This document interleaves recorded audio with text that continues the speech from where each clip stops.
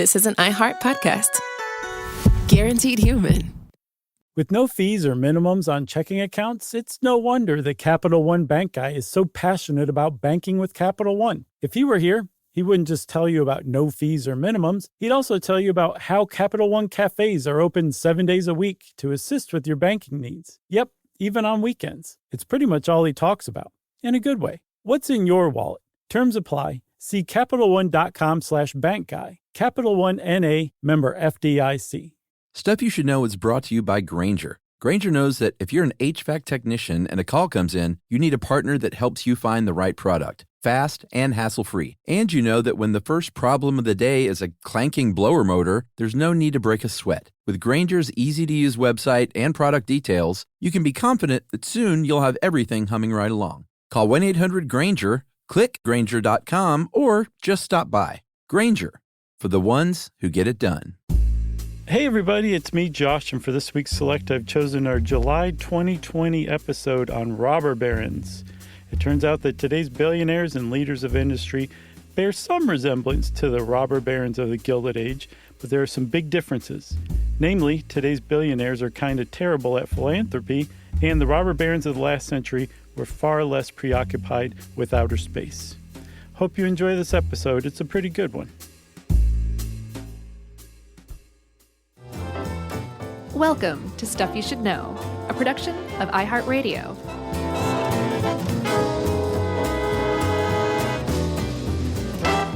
Hey, and welcome to the podcast. I'm Josh Clark. There's Charles W. Chuckers Bryant over there. And Jerry was just here doing the COVID setup and then got out of the room really quick. Yeah. Held her breath for 5 straight minutes. It's a new record. It really is. New studio record. Sure. And this is Stuff You Should Know. That's no David Blaine record, by the way. No, I mean, that's her studio record. You should see her when she's pearl diving, though. Right. Wouldn't that be something if Jerry did have a secret life, pearl diving? That would be amazing. It would.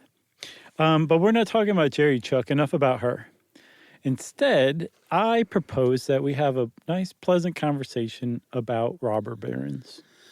Yeah, this is an interesting topic because depending on who you ask, the robber barons were either the greatest thing to ever happen to this country, right, or one of the worst things to ever happen to this country.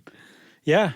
Yeah, and at first, from what I could tell, historians, like immediately after, in the few decades after, the Gilded Age, which we'll talk about, where the age the robber barons worked and operated and lived in, really took it to be like their presence, their existence was one of the worst things ever. But over time, there's kind of been a reformation of them, kind of like a revisiting of them that has tried to revive their image, or actually make their image possibly better than it ever has been. Yeah, I mean, I think a lot of this probably depends on what you feel about, capitalism to this extent, where kind of doesn't matter how you make your money if it's sort of underhanded and you sort of undercut competitors and monopolize things. That's all just free trade, man, free capitalism, and that's how it works out. And then those guys gave a ton of money to society before they died, and so that's all. The end justifies the means. Yeah, I actually that's one ran way to across look at it. that. Yeah, that's the conservative way to look at it. And I ran across something, I can't remember what it's called, but it's basically, human imperfection. Did you know that the idea that humans are imperfect and there's really no reason to try to make a perfect society because it will always be imperfect and end in ruin, that is a cornerstone, a hallmark of conservatism? Did you know that? I didn't, but I mean, I didn't either. Of course you can't make a perfect society. It makes sense. Well, so conservatives are saying that in opposition to all of the liberal efforts to make a perfect society, to have government regulation that says, no, we should all have clean water and we should do it at the expense of making corporations clean up the wastewater before they release their waste into the shared common water resources, things like that, right? Mm-hmm. And that there's this idea that you can mold society into some perfect form, that's the opposite of human imperfection, that's like what liberals think, and that right there is one of the main dividing lines between conservative and liberal. I've been on the planet for almost 44 years now, and I had no idea that it was just that simple, and it really kind of is. I think the word perfect is what's a stumbling block for me, because I don't know a single liberal thinks that they can make things perfect. I think the goal is to make things better. Yeah, agreed. I don't know that it's a great word either, but I think that's, I mean, hey, you're going to argue with the Stanford Encyclopedia of Philosophy? I'm not. I'll bring it on, man. I'll punch that thing right in the face. Man. Speaking of Stanford, did you know that Stanford University was endowed and funded? Yeah, a robber baron named Leland Stanford, actually. Yeah, a lot of universities are named after robber barons. Yeah, there's a lot of problems with some of the early histories of universities, as we'll find out in the coming weeks. So we should get into the Gilded Age. We should hop in the old Wayback Machine, because that's the age that we're talking about. And when you hear Gilded Age, it might sound really great because, I mean, what's better than a gilded, I don't know, toilet? Gilded Lily? Isn't that another thing people gild? I don't know. That's a pretty good band name, though. Gilded Lily? Yeah, like a 90s power pop. Oh, totally. You nailed it. And I said, what about breakfast at Tiffany's? But the Gilded Age is, and Dave Roos helped us put this together, and he points out it's not a term of endearment. When something is gilded, that means it's got a thin coating of gold, but underneath it's, it could be a gilded turd. Sure. I hate that word so much. I love it. It's so great. Do you? Oh, yeah. Man, I hate it. I mean, I love it in how awful it is. Oh, gotcha. But I think it's so awful, it like comes out on the other side as just plain old awful to me. Okay. So, that's the idea of the Gilded Age, that it looked great on the outside, but on the inside it wasn't so great. But when was this? So this was the second half of the 19th century, basically, from pretty much the end of the Civil War up until the first decade of the 20th century. Yeah.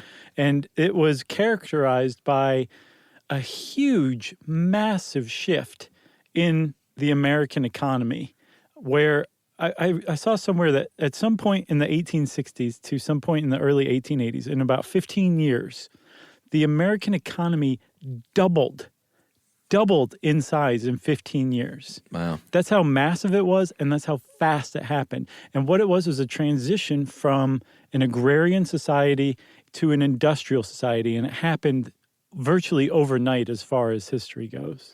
Yeah, and it was because it happened so quickly and because it was such growth, I think the government was like, we're going to stay out of this and kind of just let you dudes do what you're going to do. No regulation.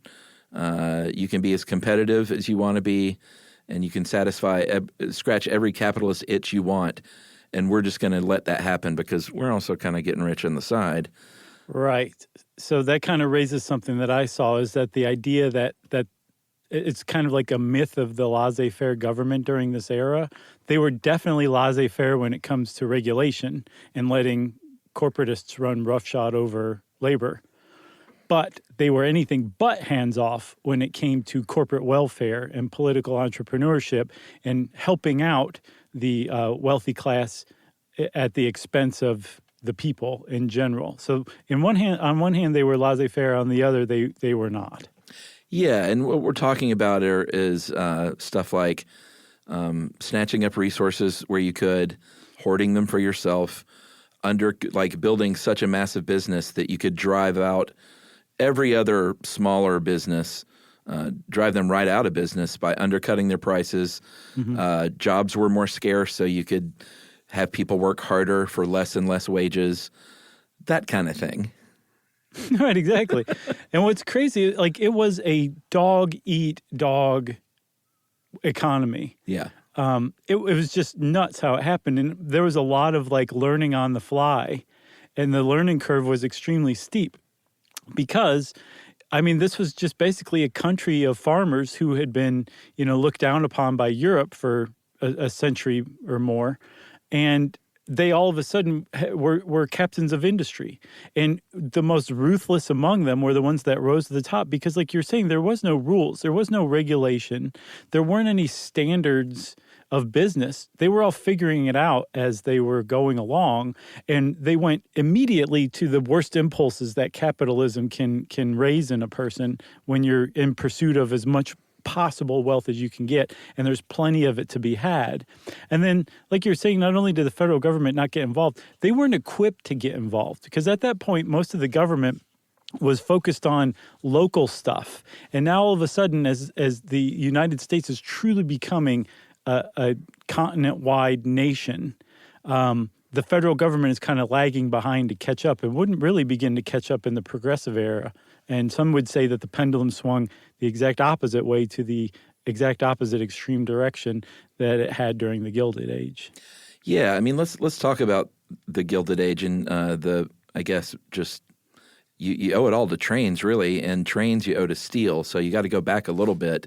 Right. Steel was a very big deal in that when they found out, Mr. Henry Bessemer in the 1850s found out how to make steel like a lot cheaper. He got a new process going where it was just like making vast amounts of steel for a fraction of the cost and speed.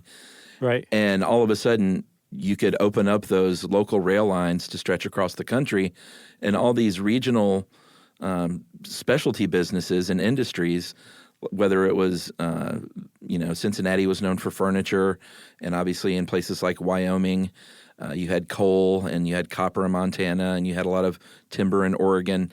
You could get that stuff anywhere you wanted to go, and that changed everything. Yeah, not only could you get it to where you wanted to go, you could do it exponentially cheaper than it used to be over land or, say, using canals, and then also way faster, too. So now if you were making, like, really great armchairs in Cincinnati, like you were saying, like, not Such only great did you armchairs. have the town, they're just known for it. That's their mascot, I believe, of the baseball team. Yeah, the sitters. Right. Not only did you have the town of Cincinnati and maybe some other regional parts of Ohio as your market, you now had the entire country to supply with chairs. And that happened at a really great time, the steel coming along and building the railroads, because the United States economic engine was kind of idling at really high RPM for a little while before this. Apparently, the War of 1812 caused the United States to kind of stop relying on Europe and turn inward and become much more self-reliant than it had been before. So it started to exploit more industry and resources rather than rely on imports from Europe. That was a big one. And then the Civil War had brought a lot of factories online in the North that hadn't been there before. And so when the Civil War ended, these factories were all ready to go. And with the abundance of plentiful steel, that engine got put into gear, and it just kind of took off like a rocket. Yeah, when I was reading this, and I tried to find out, but I couldn't really get a firm hold, I wondered if back then, when this started to happen, you know how people rail against global trade and the globalization. Mm-hmm. I wonder if people railed against nationalization of commerce back then, or if they all just thought it was all great. No. But one of the things I read about that's actually a mark in favor of the Gilded Age being actually a good thing for America is that everyday people, were super involved in politics and the political process and agitating for what they wanted. And so if there were people who were definitely in favor of this kind of just taking off like a rocket, knitting the country together, that kind of stuff, nationalization, then there was definitely opposition parties to that too. I figured. Who saw the problems with it. But the cool thing is that everybody was involved and everybody was like they cared about the direction the country was going rather than just sitting back and being like, well, nothing we can do about it. I wonder, though, if it was like if there were business, like if there were furniture makers in Cincinnati going, I don't want to sell my chairs out there. That is not what they sound like in Cincinnati. Is that not a Cincinnati accent? No. Okay. I might be thinking of Maine. Yeah, right. But I wonder who was opposing it. I don't know. I don't know. I haven't seen that one. Some of the things that I saw were one of the big fights was over currency and whether it should remain on the gold standard or whether it should be easy money, which of course the farmers wanted, I think they wanted easy money. I can't remember who wanted to stay on the gold standard and others wanted, basically to leave the gold standard and make money a lot more easy to come by. Oh, I thought you were talking about the Rodney Dangerfield movie. That was a easy money. Man, that is a tawdry movie. It was, wasn't it? Yeah, it was good though. Yeah. Hey, even the worst Dangerfield movie is still pretty great. Agreed. And on that point, real quick, I'm sorry. I know we don't like to go off on tangents very often, but I have been watching Happy Days and Laverne and Shirley lately. Man, that is some comfort food, isn't it? Dude, they are, but not only that, it's not like junk food, though. They're like well-written, well-acted, well-directed TV shows. Like, it's Gary Marshall. Really, it's not at all like throwaway or disposable. It doesn't rely on slick special effects or anything like that. It's just good stuff, man. Yeah, I agree. And you know what? Since we're on this tangent, we should tell everyone that we're writing a book, and it's coming out this fall. Yeah. It's called Stuff You Should Know, an incomplete compendium of mostly interesting things. And you can pre-order it now if you want a special custom poster. Yeah. You pre-order it, and you can go and upload your receipt at stuffyoushouldreadbooks.com.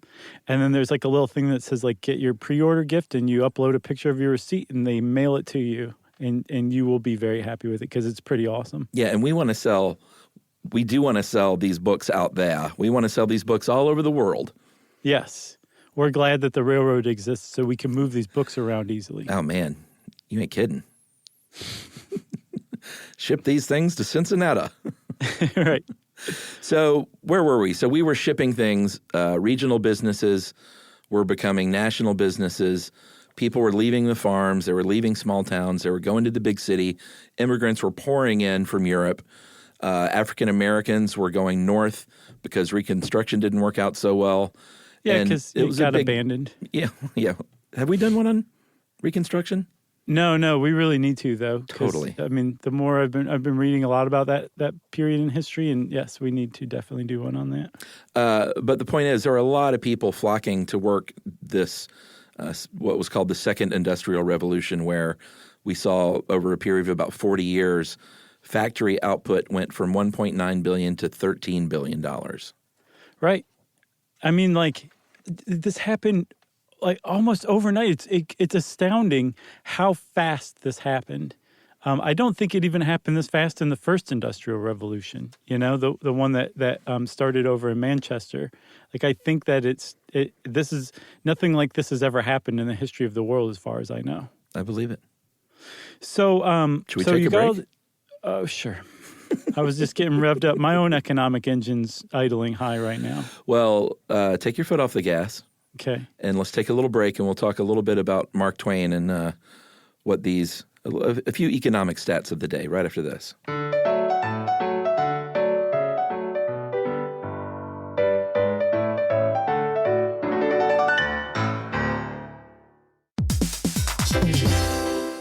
Hey, everybody. We're here to talk to you about Wayfair, who believes that spaces should be functional, they should be comfortable, they should be well-designed, and they can be well-designed by you with their help. Your updated space should feel more comfortable, inviting, and practical for everyday use. And we're talking about outdoor seating. We're talking about grills. We're talking about major appliances. If you need storage solutions, Wayfair can help you out. Patio lighting, rugs, decor. It is your one-stop shop for home. Yeah. I mean, it's getting nice out, so it's time to think about living outdoors for the next few months. And Wayfair knows that outdoor furniture, it's heavy, it's intimidating to assemble. So Wayfair has stepped in and said, we're going to handle the hard part so you don't have to. That's right. You can shop Wayfair Verified, your shortcut to the good stuff. And that means their team of product specialists are going to vet everything by hand using a 10-point inspection, testing things like, quality materials, functionality, and features, and even how long it takes to build that piece of furniture. And the overall experience saved time, reduced hassle, and improved convenience. Patio season is here, and these deals won't last. So head to wayfair.com right now to get your outdoor space ready for way less. That's WAYFAIR.com.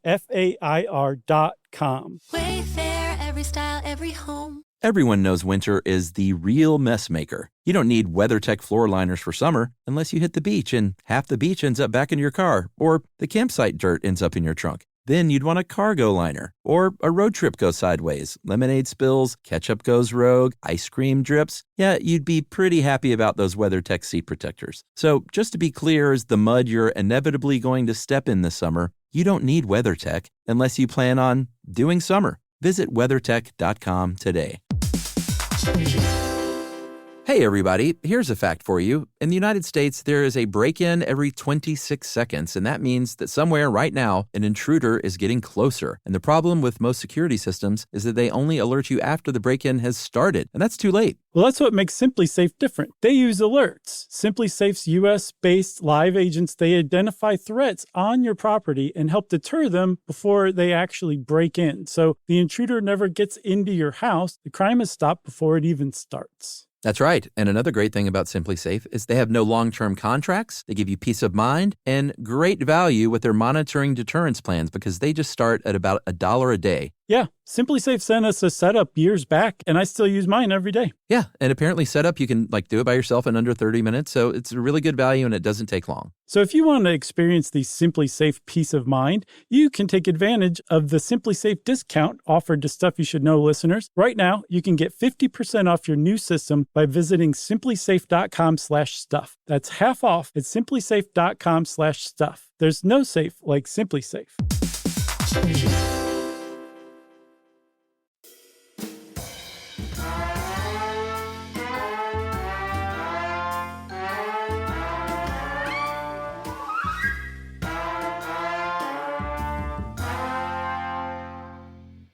All right, we're back, Charles. I'm feeling much better now that my foot's off the gas. That was just good advice. Well, I mentioned Mark Twain, and the only reason we're going to talk about Mark Twain for a moment is because in 1873, he co-wrote a novel, a satire called The Gilded Age, a tale of today, where it followed a poor country farmer who is sort of, does he move to the city trying to get in on the second industrial revolution? Yeah, totally. It's exactly that kind of migration that you were talking about just a few minutes ago. And it didn't work out so well, right? I don't know. I've never read the book, but from what I can tell, no, it didn't work out very well because he is taken advantage of by all manner of bad people like crooked politicians and crooked businessmen, and is basically run through the ringer from what I can tell. But I've also seen that it wasn't exactly the best piece of writing Mark Twain's ever come up with. But the thing is that he released this in 1873. Yeah. And this is like at the very beginning of the Gilded Age. So he saw it pretty quickly what was going on. And what he saw was this emergence from a relatively egalitarian society of a group of ultra mind-bogglingly wealthy people that just rose up from the United States, and through, cheating and business acumen and taking advantage of people and overworking people and underpaying people, but also like having a lot of vision and foresight, all these things coming together, grab control of almost all of the wealth that was being produced by the average American and all of the average Americans put together who had moved to these cities for the promise of better wages, better living than the farm could offer. Some people were exploiting that more than other people, and those people came to be known as the robber barons, and they were the linchpin of why people think of the Gilded Age as a rotten part of American history. Yeah, here's some stats for you. In 1890, the top one, and these should all sound very familiar if you're alive and breathing oxygen today. Right. But in 1890, the top 1% of the U.S. owned 51% of all wealth. Yeah. Dude, more than half of all wealth. Yeah. Isn't that nuts? It is nuts, but you're right. It does sound very familiar. The top 12% owned 86% of all wealth. Right. And the lower 44% of the U.S. population, which was about half the population, owned 1.2%. And here's... That's even more nuts. Well, all of these just top one another, I think. Here's the last one. In 1897, the richest 4,000 families, that sounds like a lot of people, but that's less than 1% of the population. The richest 4,000 had as much wealth as the other 11.6 million families combined. Yeah. How about that? So that is what you would call economic inequality, right? And I think the thing is especially over time, but I get the impression during that age too, like the people who resent that, liberals typically, tend to be painted with this brush that says, you're just jealous. You've never made that much money in your life. You probably never will. And it sickens you to see somebody else with that money because you don't have it. And it's that second part, that last part about because you don't have it, that I think misses the mark.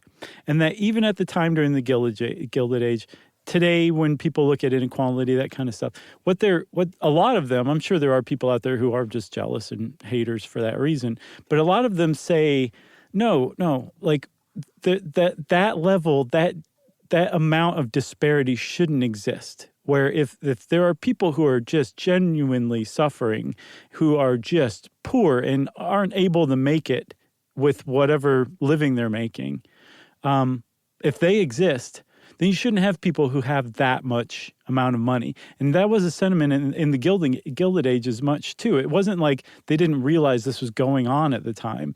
The sentiment was very much like it is today, except in the Gilded Age, they did things like form labor unions and strike and just basically did something about it. They didn't take it laying down, which is actually criticism that's levied or has been levied in the past against people today. Yeah, and I think there's also a notion that the more left-leaning people are anti-success, and that's not true either. It's well, that's all I'm going to say about that. That's just not true. Okay, it's just not true. They're not. They're not anti-success, and I don't think that every conservative thinks like, yeah, man, like it's all fair, and you should be able to do whatever you want to get ahead and stomp on anyone's head that you want to get there. Right. I think these are just broad brush things that keep the country divided. Yeah, absolutely. I think that I think both sides misunderstand each other. Conservatives and liberals misunderstand each other to a debilitating degree these days. Agreed. So let's get off that and let's go back to the original, the OG robber barons, who were not these guys. I'm talking about the term robber baron, which didn't happen in the 19th century U.S. for the first time. It happened thousands of years ago in Europe. I don't know about thousands of years, but 1,000. Pretty close to eighth. I'll give you that one. So apparently along the Rhine River, if you wanted to move goods up and down Northern Europe, like that was your way to go. But unfortunately for you, there were places where the Rhine River like really narrowed with high cliffs, and you were easy prey for local nobility who wanted to like set up toll booths basically and said, you need to give me some money if you want to keep going and plying your goods along the Rhine. Yeah, and you couldn't just portage your steamship up a mountain and over a mountain. You had to pay the piper. Plus, they didn't exist at the time. What, steam ships? Mm-hmm. When did those come around? The early 19th century. You have a much better just general world timeline that lives in your brain than I do.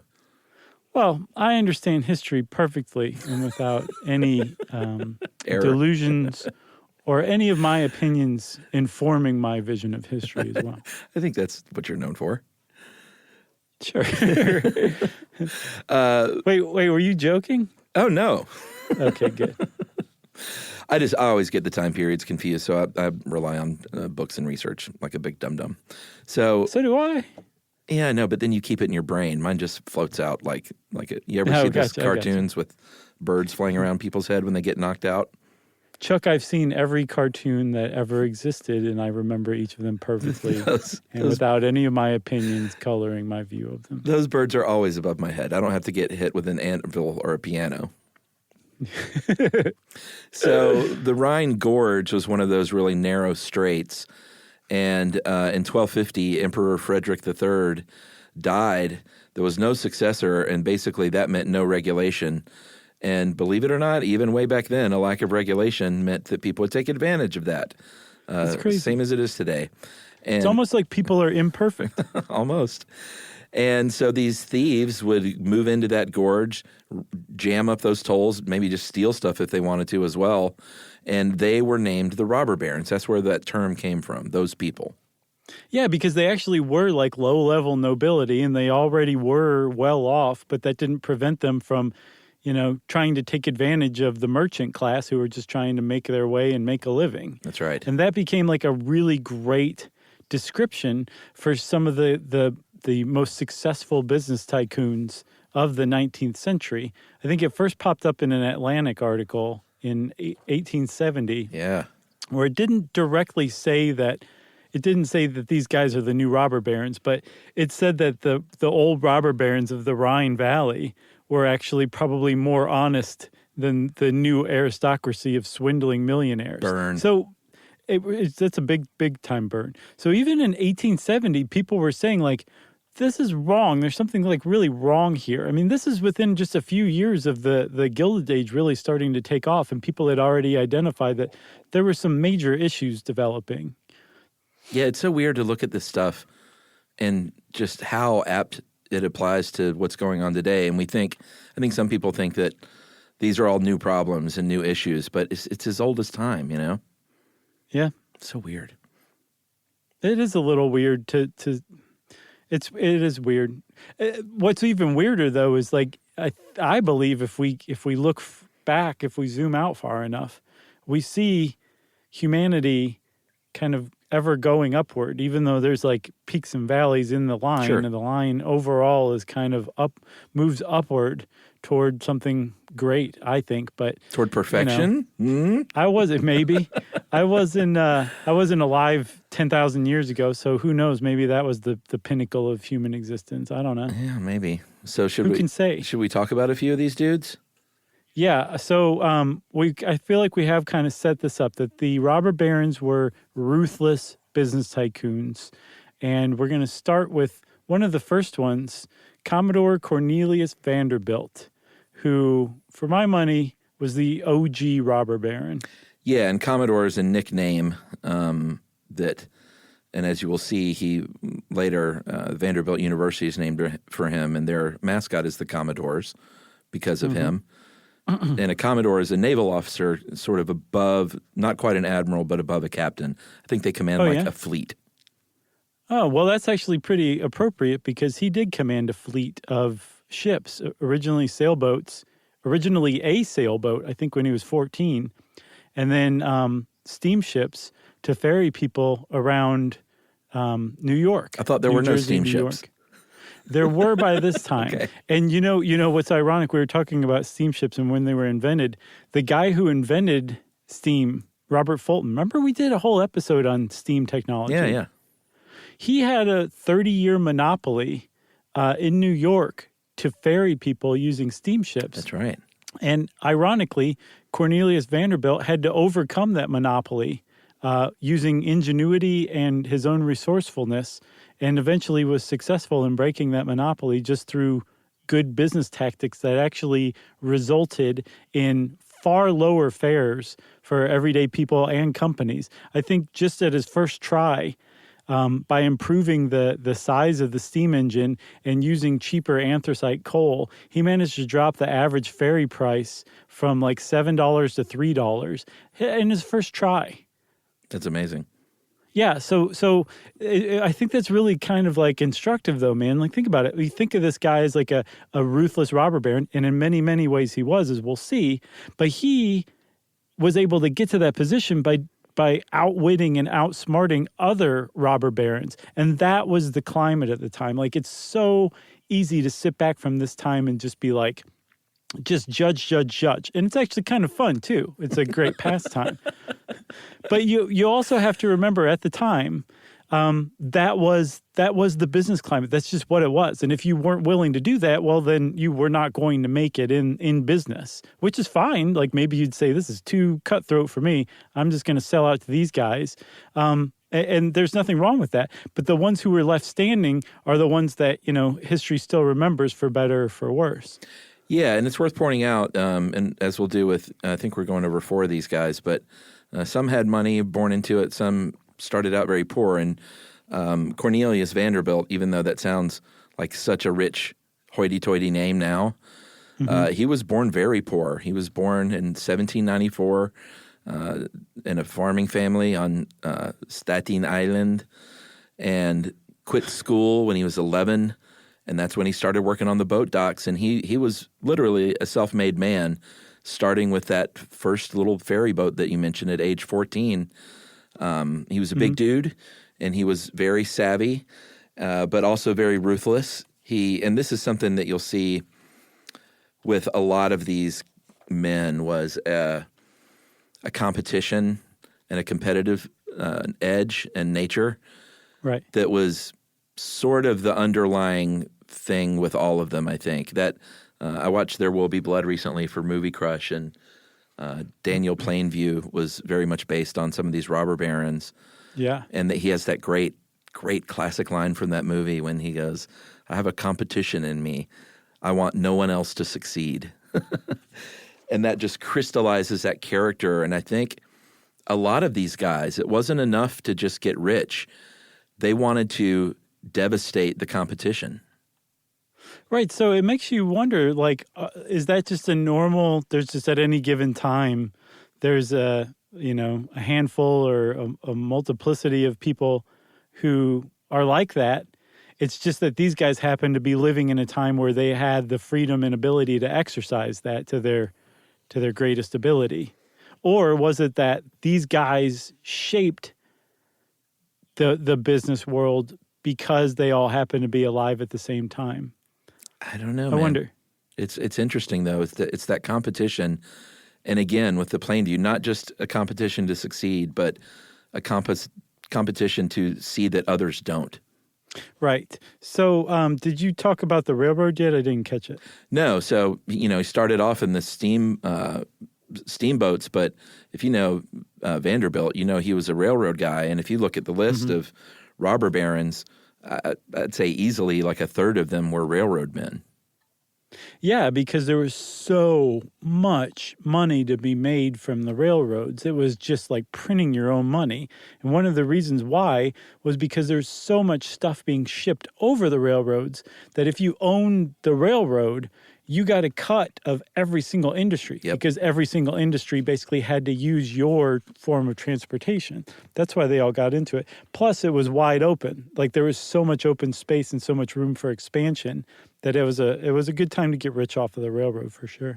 So his first railroad ride was at 39 years old. He wasn't like in his 20s and early 30s getting into the railroad business. He wasn't even on a train until he was almost 40. And that train crashed. An axle broke and went down an embankment, and he punctured a lung, broke some bones, and I guess was lying there wheezing out of a hole in his lung saying, "This is the future." That was so great. And he got into railroads. It's crazy, like a year later. Yeah, he did. And one of the things that he had a really great talent for was identifying like seemingly loser railroads, and figuring out ways that they actually had been overlooked. Yeah. And a really good example of that is the Harlem Railroad, which was just a short little line that other railroads, larger railroads, used to connect to New York City. Mm-hmm. But Vanderbilt recognized that it was the only line that went all the way into the heart of Manhattan. And so he bought that up, and he also, at the same time, not only got control of that little railroad, this is a really early chance for him to show how good he was at driving up stock prices. So when he came along and bought the Harlem Railroad, or started buying shares of the Harlem Railroad, it was worth in today's money $168 a share. Not too shabby, but from what I could tell at the time, not very great at all. By the time he was done cornering this stock, he had driven the shares up to $5,998 Wow. in just a few years.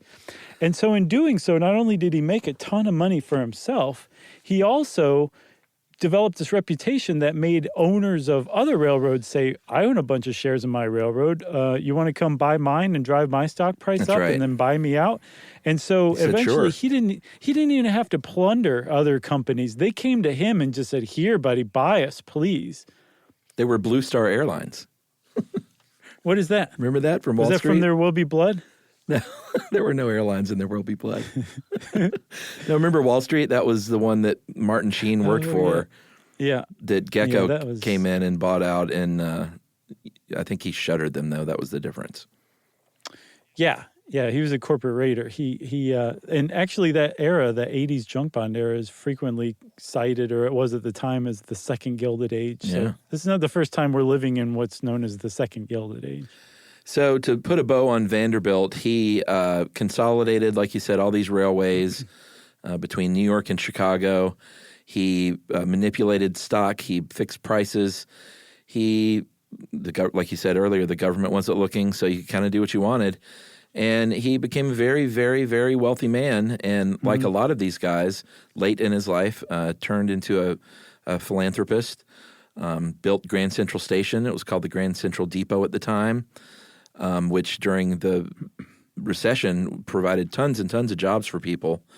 True. And then the Central University of Nashville was eventually renamed Vanderbilt University because all he did was give him $1 million. Isn't that crazy? Is that right? I guess Well, back at the then that's a time, lot of I mean, money, that's but- significant. Sure. Like I feel like But we I'm- could get Stuff You Should Know listeners to pitch in Right. and get a university named after us.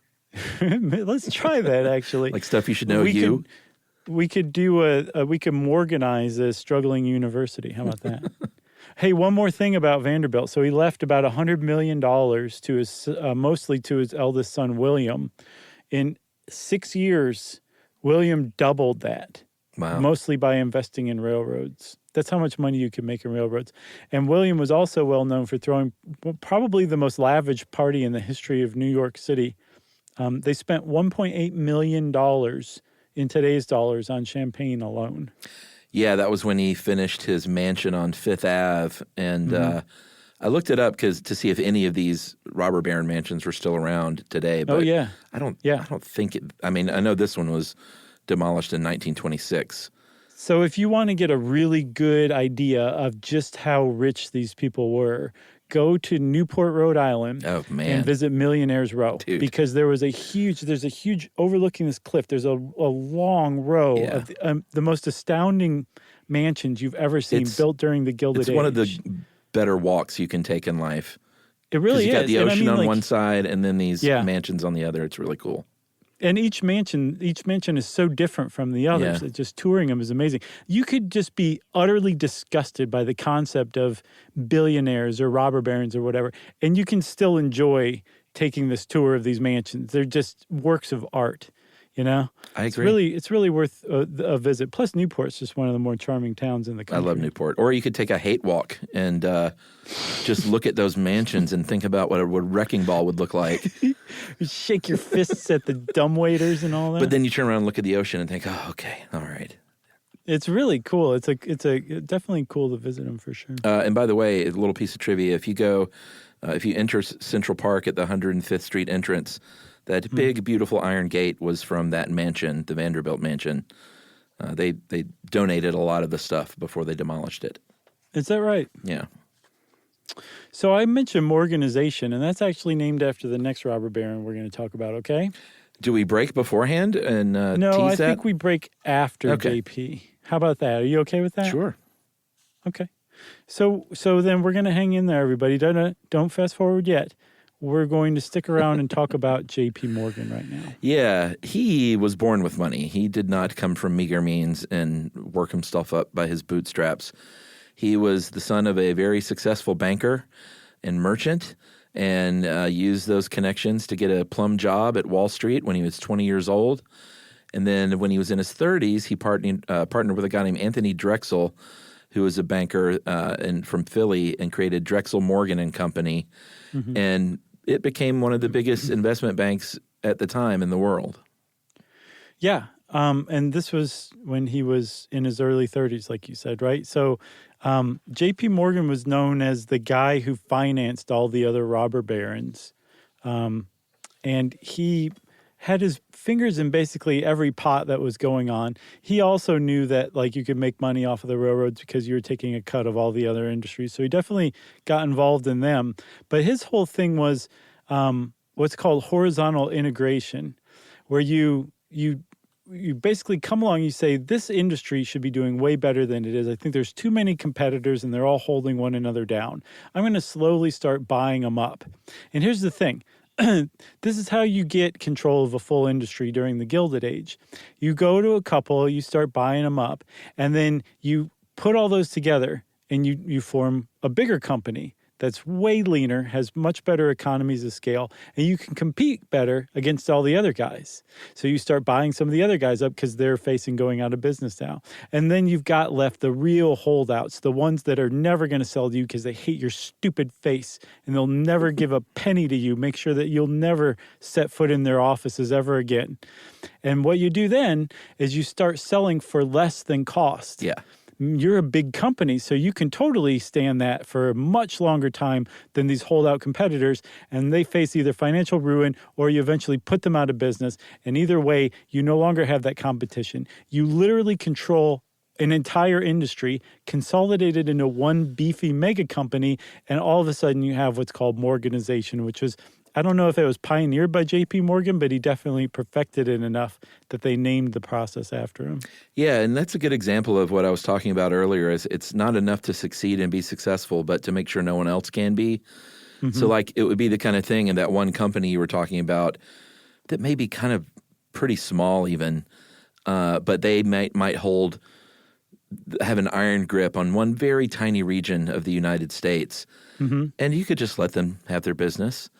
Or you could do what you're talking about and make sure that you squash them by any means necessary right. and force them to sell. And I think that's where capitalism for a lot of people has gotten its bad name is like, yeah, work hard, succeed, do well, but not at the expense of every other person trying to do well.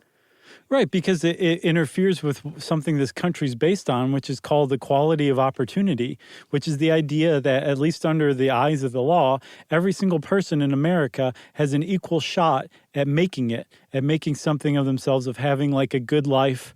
And when somebody is cheating or engaging in monopolies or using underhanded tactics to run out the competition so that there is no competition any longer, that is problematic. That flies in the face of the idea of equality of opportunity. That's right. And if you listen to our Monopoly game episode, you might remember that J.P. Morgan was the basis of Monopoly Man, Uncle Pennybags. Did we say that? Yeah, we talked about that. Good, okay. That makes me feel good. Yeah, he was modeled after old J.P. Morgan himself. And he was actually one of the first people to be targeted for antitrust. In 1904, Teddy Roosevelt came after him under the Sherman Antitrust Act and said, hey, this Northern Securities Corporation is really monopoly. And Supreme Court said, yeah, it is. Bust it up. Yeah, and so today when we think of trusts, we think of like, a legal entity that can hold assets. At the time, the word trust meant basically an industry that had been organized, where all of the competitors had been folded into one large company, and the market was cornered by this one mega company. General Electric, U.S. Steel, both of those were Morganized companies. And apparently U.S. Steel was the first $1 billion company that ever existed because of that level of consolidation. But then, when the Sherman Antitrust Act was passed in 1890, that was a clear sign that this was not going to stand much longer. And I think Roosevelt, it was Roosevelt, you said, right? Yeah, Teddy. Who busted that up. And he ran on that and actually went against... He was a Republican, I believe, and he went against the advice of the elder statesman in the Republican Party, established himself as a genuine president of the people, and helped set himself up for re-election just from that one antitrust act. So that's JP. Now do we take a break? Oh, one more thing, Chuck. Yeah. I'm not toying with you, I swear. So one of the ways that Morgan, one of the reasons he's reviled still, and he did some philanthropy, probably more than he gets credit for sure. But one of the reasons he's reviled is because one of the ways he made it so that he could compete with other companies was and sell for lower than cost was by slashing wages, slashing the workforce and increasing productivity of the existing workers, and then just making sure that working conditions, he didn't spend a cent on improving working conditions to make them safe. And that is really not because he amassed a fortune. Some people criticize him for that, but it's tactics like that, like becoming a billionaire, basically, on the backs of people who he wouldn't have spent a cent to make sure could stay alive working in his factories. That is the quintessential problem people have always had with robber barons, is that kind of mentality. That's right. Now I'm done. All right. We'll come back right after this and finish up with 2 more robber barons.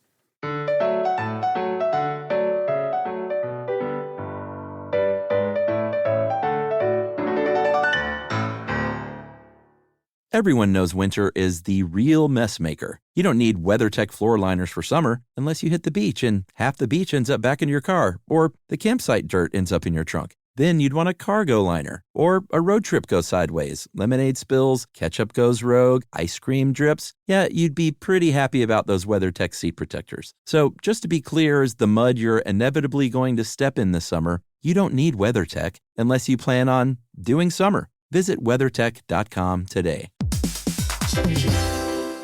Hey everybody, here's a fact for you. In the United States, there is a break-in every 26 seconds, and that means that somewhere right now, an intruder is getting closer. And the problem with most security systems is that they only alert you after the break-in has started, and that's too late. Well, that's what makes SimpliSafe different. They use alerts. SimpliSafe's U.S.-based live agents, they identify threats on your property and help deter them before they actually break in. So the intruder never gets into your house. The crime is stopped before it even starts. That's right. And another great thing about SimpliSafe is they have no long-term contracts. They give you peace of mind and great value with their monitoring deterrence plans because they just start at about $1 a day. Yeah, SimpliSafe sent us a setup years back, and I still use mine every day. Yeah, and apparently setup, you can do it by yourself in under 30 minutes, so it's a really good value and it doesn't take long. So if you want to experience the SimpliSafe peace of mind, you can take advantage of the SimpliSafe discount offered to Stuff You Should Know listeners. Right now, you can get 50% off your new system by visiting simplisafe.com/stuff. That's half off at simplisafe.com/stuff. There's no safe like SimpliSafe.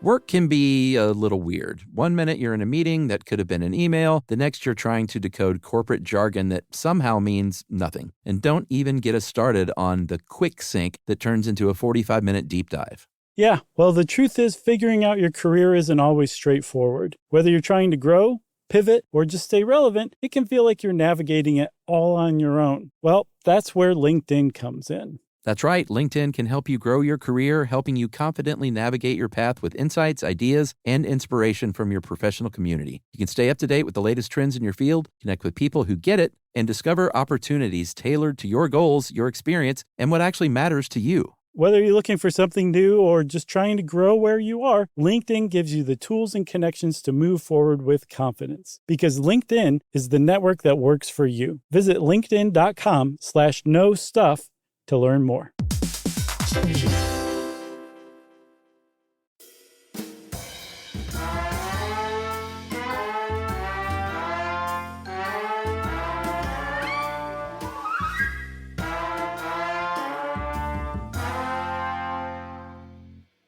Hello, everybody. We're back to talk about Andrew Carnegie. If you've ever been to Carnegie Hall or Carnegie Mellon University, I've been to both. You've been to I've one. been to the university with you. That's right. We did a little job there one time. That was fun. Mm-hmm. I've been to Carnegie Hall. I ushered a show there. No, I didn't usher. I passed out the playbills, which meant I got to see the show for free. And I saw... What show? Oh, man. It was one of those special nights. I got to see Beethoven's Ninth with the full orchestra and German choir at Carnegie Hall. It was amazing. Wow. Something else. That's pretty neat. And all I needed was a bow tie. Is that the one that's No,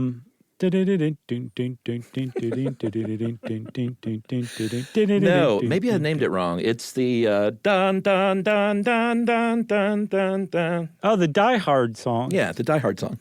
I got you. I went and saw Die Hard in concert. It was great. It's hilarious. So Carnegie, we're talking about Andrew Carnegie, who was born in Scotland, and they came to Pittsburgh. He was very poor. He's about 13 years old, and he worked in a cotton factory. And this will come into play later, he kind of self-taught himself from books that he borrowed from a wealthy benefactor from his private library, which will come into play later. His favorite one was Flowers in the Attic. Wow. I would have thought Great Expectations, but that's okay. Nope. So he like Vanderbilt is definitely a self-made man for sure. And I guess he kind of he had his fingers in a lot of different pots, kind of like J.P. Morgan at first. And then he turned his attention to steel. Because again, remember, steel is like basically the foundation for this American economy just blowing up. And he was in Pittsburgh. Sure. So his name became synonymous with steel. And I guess at first, up until about 1892, he had a reputation as being a friend of the worker, and that the workers at Carnegie Steel in Homestead, just across the river from Pittsburgh, they felt like, Carnegie would take care of them. And they found out the hard way that was not the case when they went on strike in 1892 during what came to be known as the Homestead Strike, which would result in the death of 10 people, which is not how they planned things to go. And apparently the reason why that happened is because the Pinkertons were called in as strike breakers. Yeah, I might want to eventually do an episode on this, but that's sort of the overview. You bring in the Pinkertons, and then they battle with the literally with guns. Pinkertons died, I think, like 8 or 9 of the 10 or 12 people that died were the Pinkertons. No, I think it was just one. I think the 9 really? were the strikers, yeah. Oh, okay. Well, we should definitely do a full episode then, because for sure, I want to get this right. But what I read was that the strikers, so the Pinkertons showed up in barges, and they were basically hired on as a private army to protect scab workers and bust the strike up.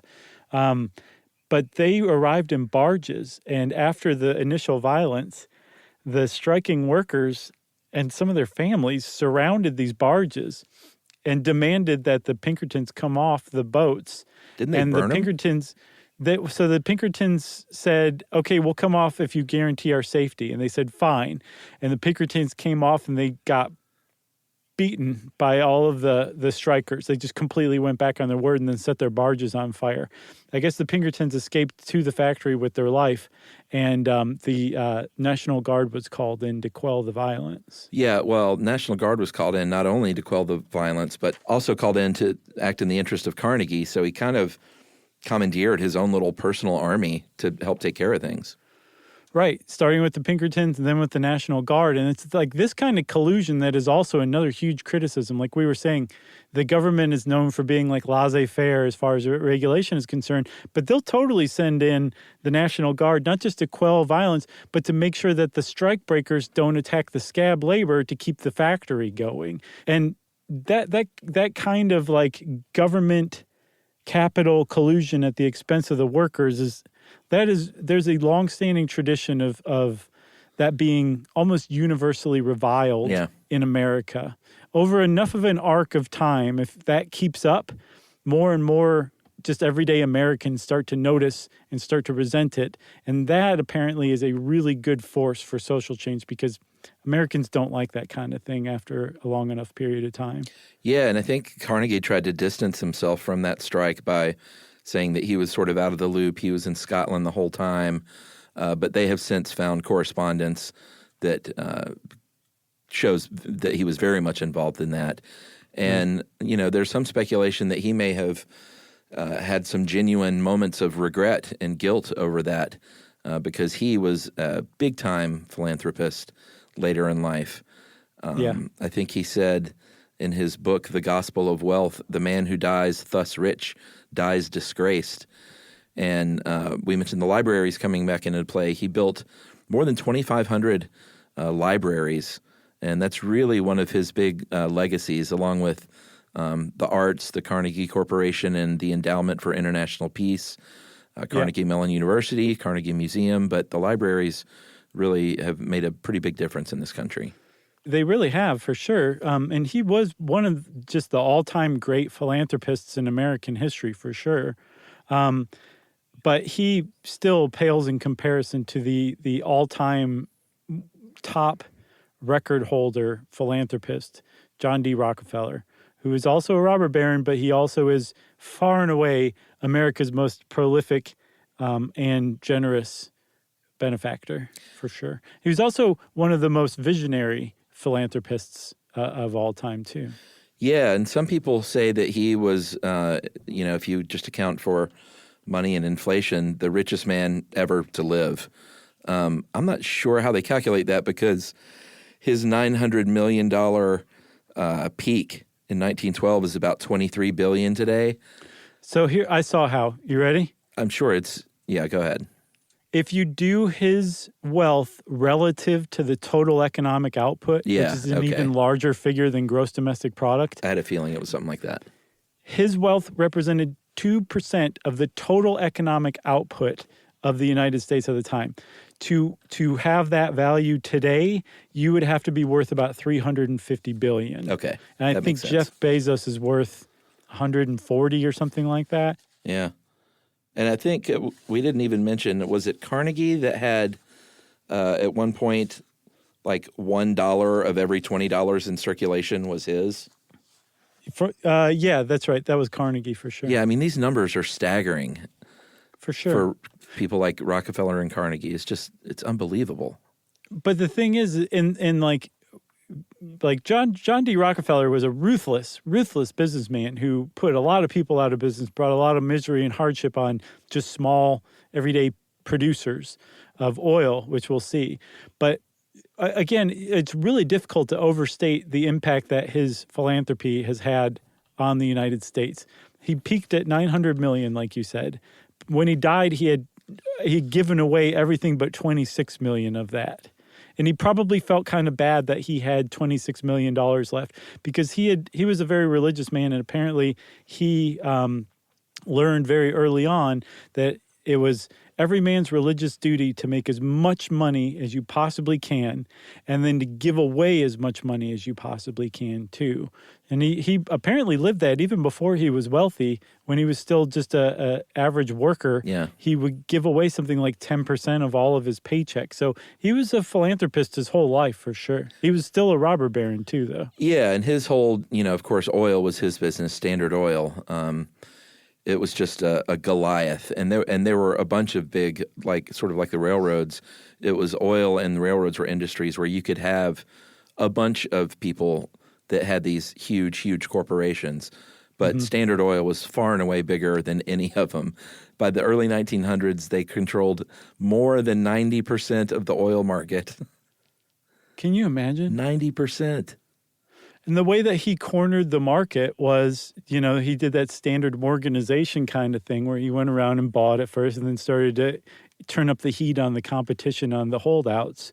But one of the ways that he turned up that heat was he colluded with the railroad, the different railroads in the area who were shipping all this oil to say not only were they going to give him a rebate, so he got money back where they wouldn't give money back to other oil shippers just because of, volume. That makes sense.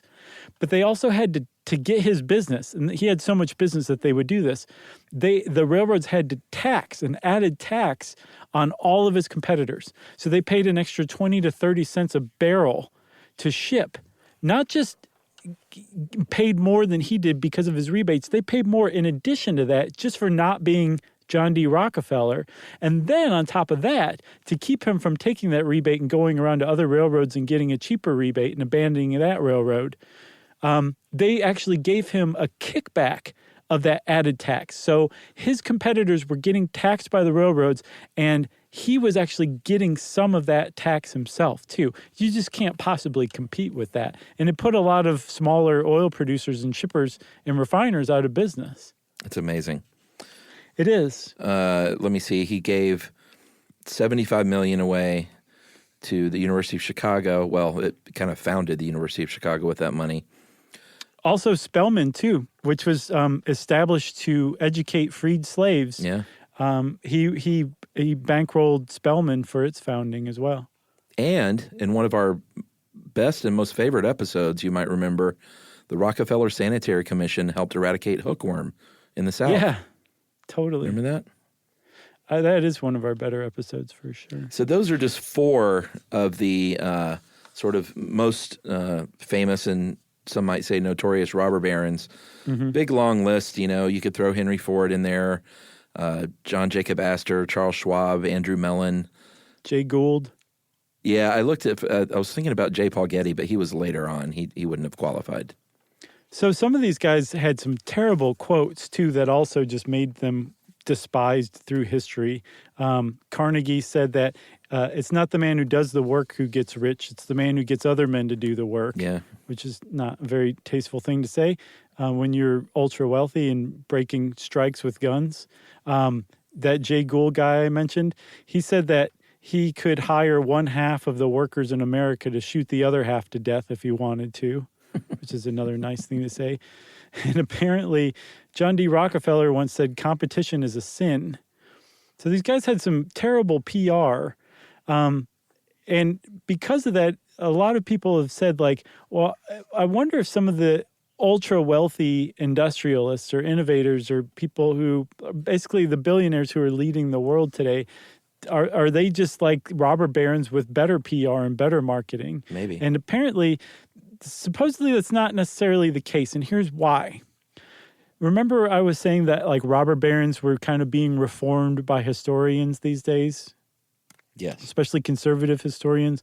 Well, they point to some like really indisputable things. Like these guys were ruthless and they engaged in horrific anti-competitive kind of anti-capitalist tactics to get the wealth, and they did it on the backs of workers who they took advantage of and didn't pay very well and killed in their workplaces, basically. But the reason that America is still powerful today is because of the work that these guys did, of the industries that they created. Public schooling came about and was just kind of became widespread to prepare people for the jobs that these guys created. And you really can't look away from the fact that some of them were the greatest philanthropists that the country has ever produced, too. That flies in the face, with kind of the exception of Bill Gates. It flies in the face of the people who are around today. That not only are they not great philanthropists necessarily. I'm looking at Steve Jobs, who isn't around anymore, but definitely was not a good philanthropist in his life. He is now, his family is, but he wasn't when he was alive. That's a big mark against people who have control of significant portions of the wealth in America today. But also even more than that, those guys today they're presiding over a decline in wages, a decline in living conditions, whereas these guys, these captains of industry and the robber barons from the 19th century, they were presiding over a rise, like an improvement in the way that America lived and the standard of living. The kind of the polar opposite, even though the inequality is roughly the same.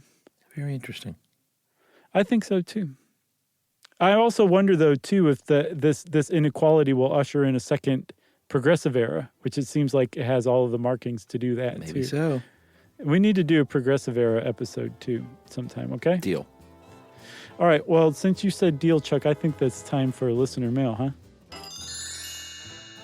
Yeah, I think I alluded to this in another one about the word marijuana. Yeah. Didn't I talk about that? Totally. But I didn't read the mail, right? Not that I remember, no. All right, this is from Jack Glick. Hey guys, love the show. Been listening for 5 years or so, and to make sure not to miss any new episodes. Listening to the one on matcha, when you started to talk about marijuana, I decided to get in touch. I am the lead analyst on cannabis taxation for the Canadian federal government, and we long ago made a decision to refer to the plant by its proper name, cannabis. Nice. Marijuana has a number of historically racist associations, and I know you guys are always wary of using appropriate terms for things. I had a good laugh at the question over whether womb was still okay to say in the ultrasound episode. Thought you might like to know that how outdated and implicitly offensive marijuana is. And I'd like to encourage you to use the word cannabis when referring to it in the future. All the best. Keep it up. That is from Jack Glick. That is a great name, Jack. Great job, great name, great email from a great guy, I assume. Sounds like a great guy. If you want to show off what a great person you are, you can email us yourself like Jack Glick did. Man, what a great name. You can wrap it up, spank it on the bottom, and send it off to stuffpodcast@iheartradio.com. Stuff You Should Know is a production of iHeartRadio. For more podcasts from iHeartRadio, visit the iHeartRadio app, Apple Podcasts, or wherever you listen to your favorite shows.